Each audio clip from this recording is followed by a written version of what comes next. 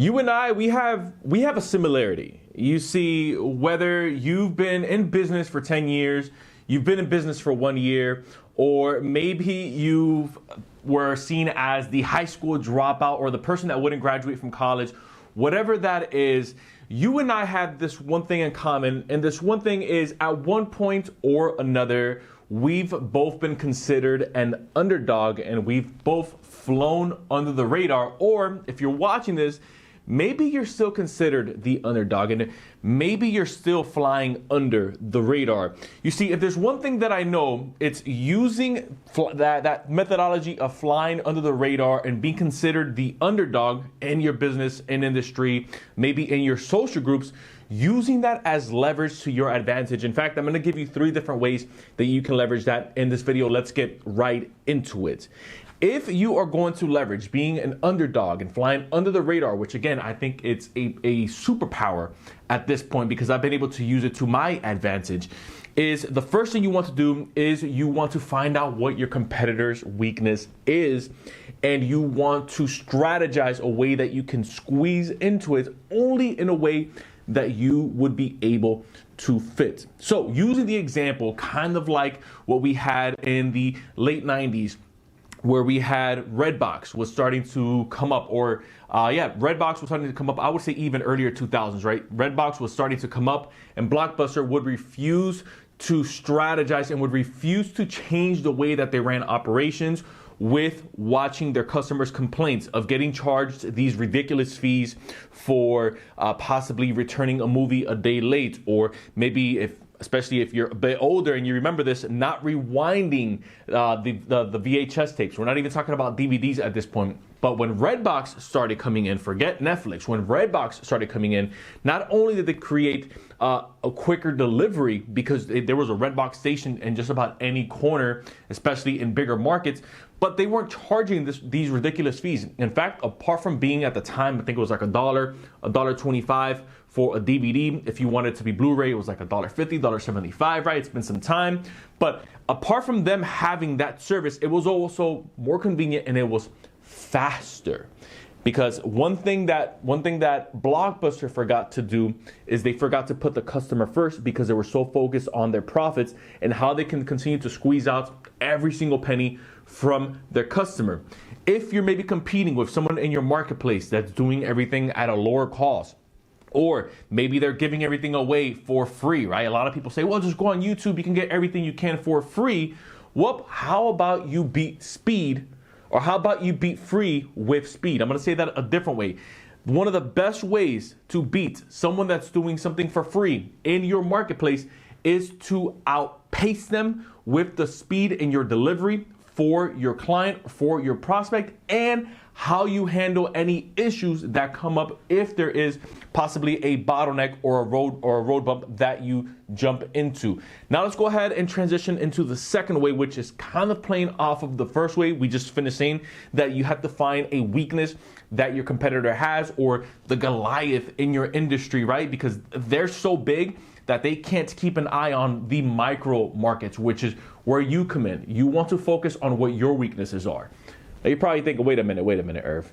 You want me to play to the weakness of my competitors and to the weakness of maybe the big guys in the market, in my marketplace, but you want me to also use my weakness to my advantage? Yes. You see, let me explain.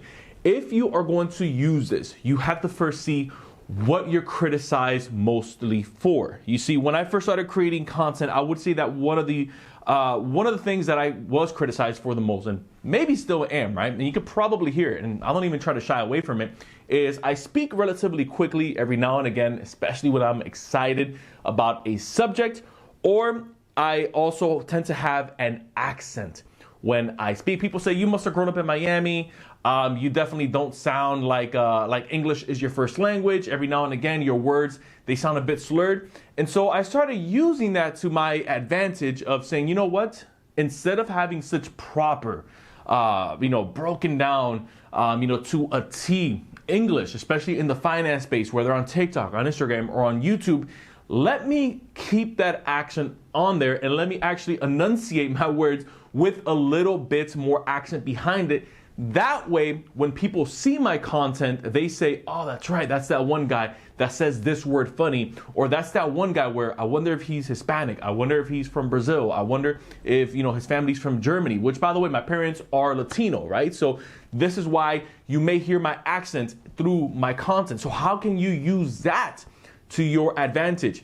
Find out what your weakness is, at least to the marketplace, and then you want to kind of spin that, whether you feel that, and this is a real thing, whether you feel that maybe your lack of education in terms of not having enough degrees is your weakness. Guess what? You want to connect with an audience that also doesn't have many degrees.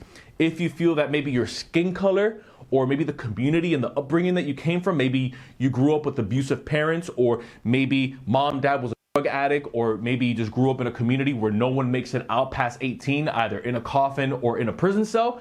Guess what you want to do with that? That's right. You want to use, again, that quote unquote weakness as leverage against your competitor, because you're able to use that in a micro market that they're so big that they can't squeeze into. And now you're able to speak to a demographic and to a people that no one else can touch. Because if there's one thing that we know about business, if there's one thing that we know about life, network, and relationships, it's people like to hear a good story because it connects them to the author and it connects them to the main character. In this case, the author and the main character of your story and of your personal brand is going to be used. So you want to use your quote unquote weaknesses of you flying under the radar as an advantage.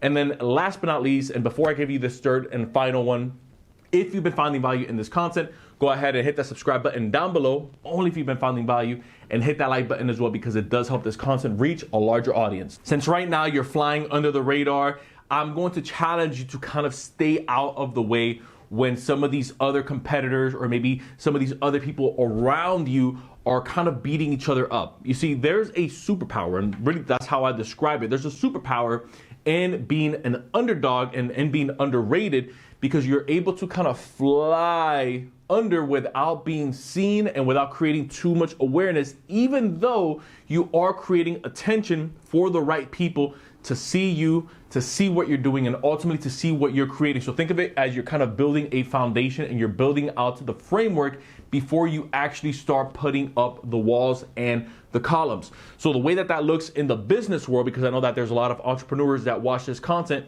is if you have two giants, maybe they have over 500,000 followers, maybe they have over 100 employees, whatever it is, whatever their niche is, and it's maybe just you running a solo operation, or it's maybe just you and a team of 4 or 5 people. You want to let those two guys, or you want to let those two big, girls, if maybe you're in a beauty space or maybe you are in the makeup space, you want to kind of let them wear each other out. That way they exert all of their energy and focus on this side, while you're slowly starting to build up on this end. You see, one of the ways that I also like to describe business is that business is war, and you have to plan accordingly, and you have to think like a general and strategize.